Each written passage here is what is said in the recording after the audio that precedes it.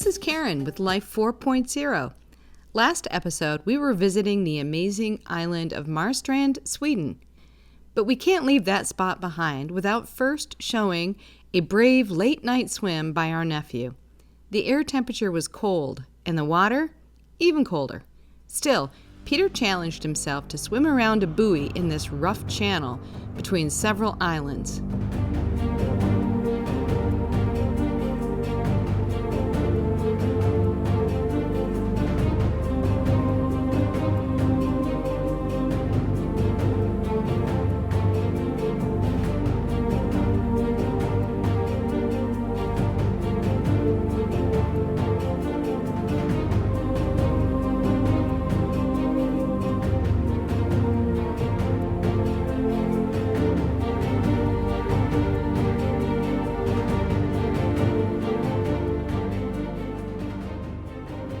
Nice job, and brrr. This episode covers our last week in Sweden before we cross over to the eastern coast of Norway. But let's not get ahead of ourselves. We have saved some of the very best for last. And what a diverse collection of places we'll see. Grab your life jacket and let's head further north toward Kyrkesund and beyond. The winds were still plenty strong, and this had us moving at a good pace as we navigated lots of islets and shallows.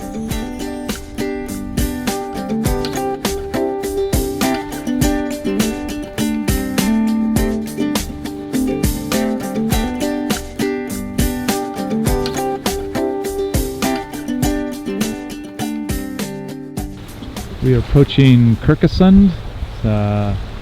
Skinny little channel up there. It's part of the inside passage area here north of Marstrand. So we're probably going to douse our sails so it's still a little easier to handle that narrow area there. You see a lot of boat traffic coming towards us and going our same direction. So Kyrkesund coming up. This navigation aid just outside of Kyrkesund is so quintessentially Sweden. We're sure going to miss this. We had heard that the cut between the islands that makes up Kyrkesund is picturesque, so we set up our cameras and took places on the bow to enjoy the sights. We just headed into the wind to douse our sails, and now we're turning back toward Kyrkesund.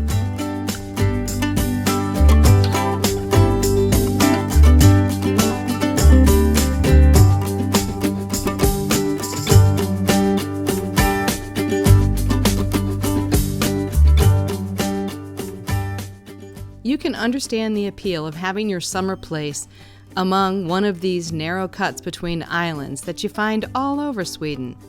You are afforded the protection of the surrounding land masses, and you can have communities on both sides of the channel, having the heavily used waterway become your town center of sorts.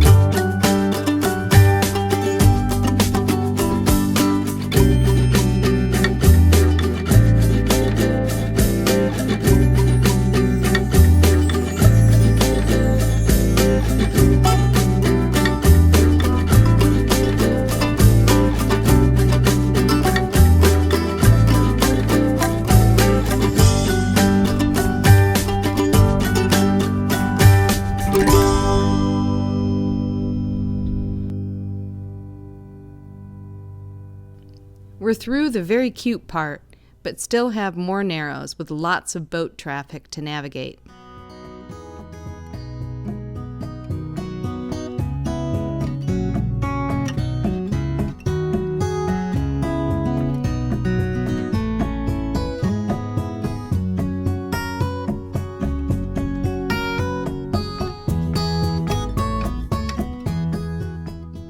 we decided to check out this large, protected bay to see if we could find a nice place for the night.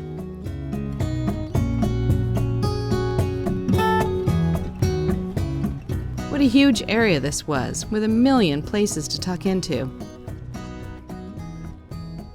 As we researched sailing through the Swedish archipelagos over the last couple years, in preparation for our time here, we often heard about sailboats tying off directly to rock slabs. We had certainly gotten close to lots of rocks, but we hadn't yet dared a direct tie-off. We've only got a few days left. No time like the present, I guess. We drove up close to check the rock wall, and the straight face continued well underwater, so we really didn't have a risk of hitting our keel, nor our rudder, as long as we entered very carefully.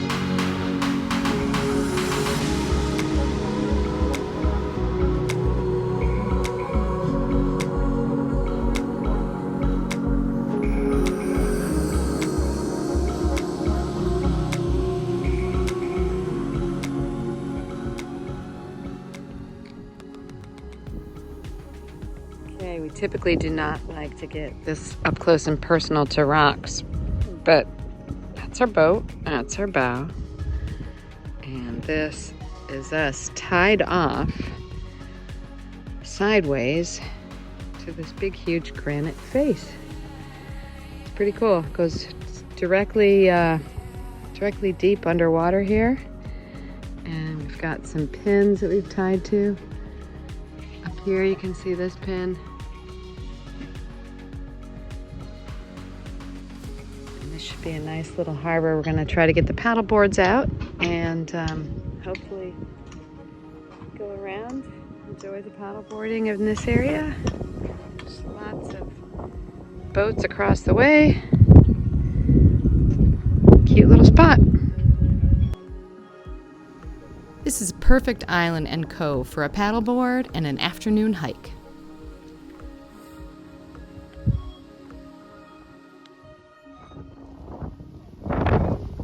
March of the Geese.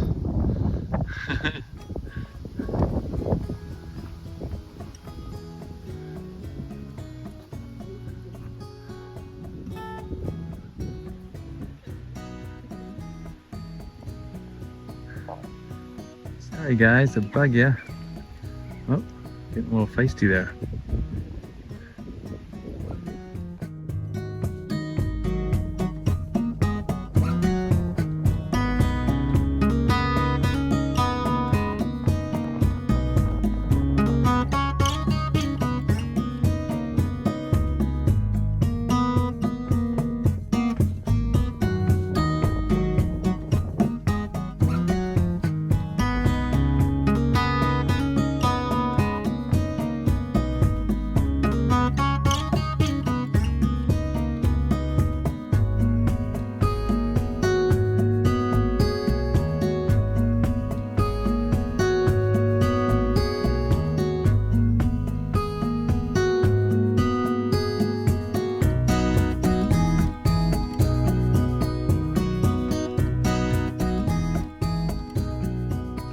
Later that evening, we watched a fellow boater tie off to a rocky point of land across the cove.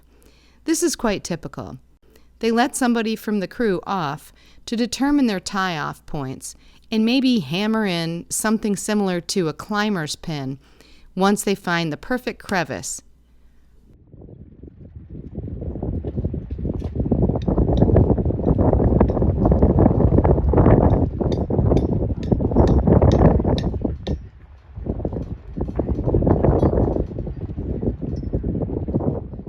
With tie-offs ready, the boat approaches again, this time while dropping their stern anchor and paying out their anchor rode. As they get close to the rock, the person at the stern makes fast with the anchor rode while someone tosses a line ashore, and the boat is quickly settled. All right, it is sunny in Sweden in July, and this is what the boating attire looks like. I've got a fleece on, I've got my bibs on, topsiders, and Karen has her boots on, her Wind pants, and a heavy shell jacket and gloves. Warm gloves. And we've got our life jackets we'll put on here shortly. And that's what it's like. It's a little partly sunny today, but this is a typical weather temperature, air temperature today. And with the wind cold on the water, you really kind of need a lot of layers to keep yourself warm. Once we get on shore, we're a little bit warmer. I wouldn't say we're in shorts and t-shirts, but maybe long pants and a fleece, but no bibs or other kind of foul weather gear. But it's really necessary to have this stuff on. I would probably put another shell layer on top here, depending on how windy it gets today, because you want to kind of cut that wind out, given how cool it is. And the temperature changes a huge amount if the sun is out versus its shadow behind the clouds. Big difference there. And we've also noticed that in the late afternoon, the temperature starts to drop very quickly. By about 6 p.m., we're often down in the cabin to sit or talk or get ready to have our dinner because it's too cold in the cockpit. So definitely a lot of solar effect to the conditions here. When the sun's out, it's relatively manageable. When the sun's behind the shadows or if it's a cloudy day, it's pretty darn chilly.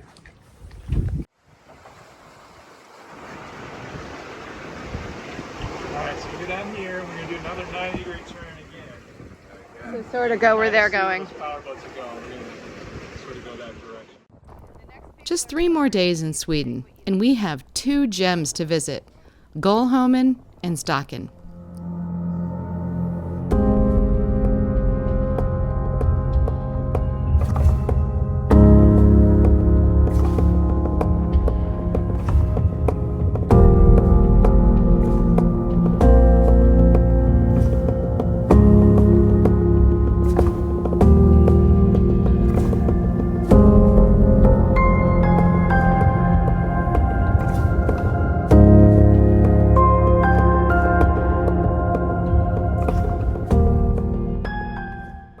We navigate through more narrow and busy channels as we pass Stocken, which is a bit too shallow and tight for us to get into. And we continue on to Gullholmen, or Gull Harbor.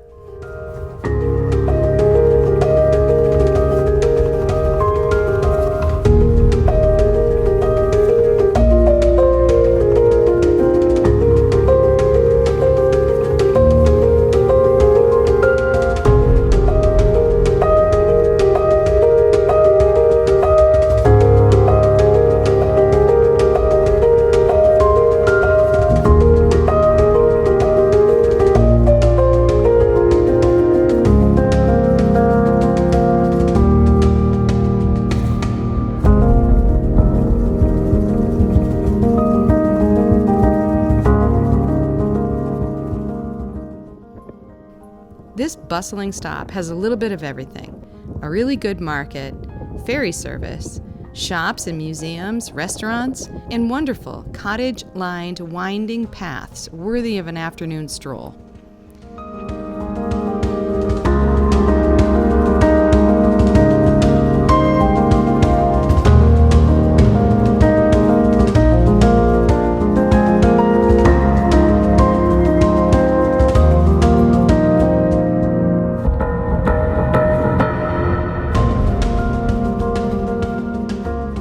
We take a short ferry across the channel to make our way towards Stocken. A brother of a friend of ours from home has a summer place in this darling harbor, and they graciously invited us over for a very traditional summertime Swedish meal. Every kind of yummy seafood you can imagine. What a wonderful treat this was, and it was so nice to also talk about the Swedish language, culture, and even a little friendly politics. Thanks so much for your kindness and for opening up your beautiful home to us. We hope to return the hospitality should you make a trip to the U.S.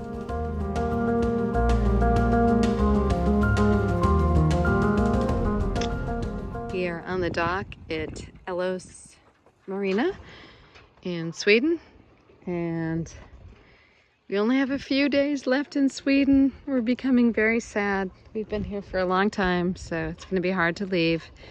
But this is a cute little town. We did a lot of reprovisioning today, and we got ice cream from the ice cream store. Yeah, that was fun. But yeah, just a few days left, and then we head off to Norway. We take advantage of the public transportation connections to Ellos to send off our nephew Peter and his girlfriend Bianca, and to welcome aboard friends Don and Shelley. Let us know if you've sailed in Sweden, or if you've been to any of the wonderful islands we were able to visit in our time here. Please give our video a like if you enjoyed our content. It really helps others find our channel and our videos. We'll see you next time as we arrive in Norway, where we'll spend the next 10 weeks exploring their incredible coastline and amazing fjords. Fair winds!